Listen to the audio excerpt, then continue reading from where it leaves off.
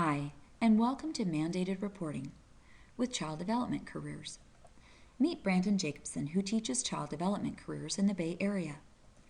Brandon likes to teach a project called the Employment Portfolio Unit to encourage his students to explore careers working with children.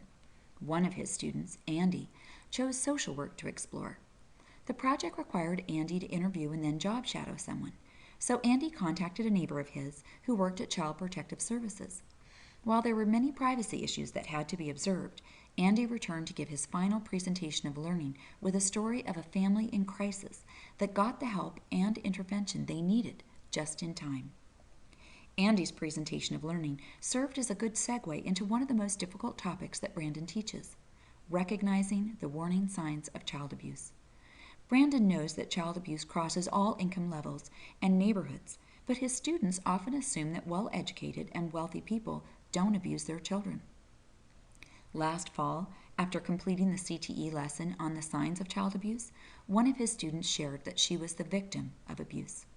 Because Brandon is a mandated reporter, like every teacher in California, he was required to make a report to Child Protective Services. The law uses the phrase "as soon as practically possible," but Brandon wanted to be sure that he made the report before Brenda had to return home. The wait time in busy counties is worse in the afternoon and on Fridays, so Brandon made the call during the passing period early that morning. He had another teacher watch his class just in case he was still on the phone when the bell rang. Because Brenda's case involved sexual abuse, Brandon was careful not to ask her too many questions, which could inadvertently compromise the investigation. He also knew that he was required to follow up his phone call with a written report within 36 hours. This spring, another student named Shannon shared that her aunt has a 5-year-old and a toddler that she just couldn't provide food for.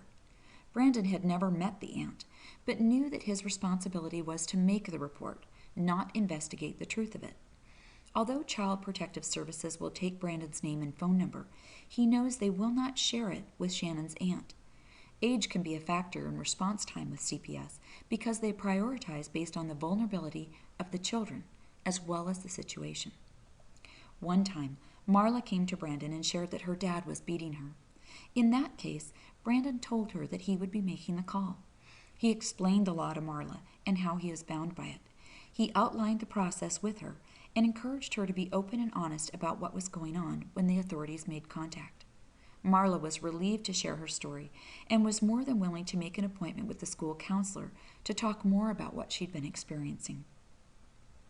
Brandon knows that counselors are trained to handle the emotional aspects of child abuse in a way that he is just not equipped to. He feels that he is part of a team of professionals who work together to help families in need get the education or the intervention they need to keep all children safe.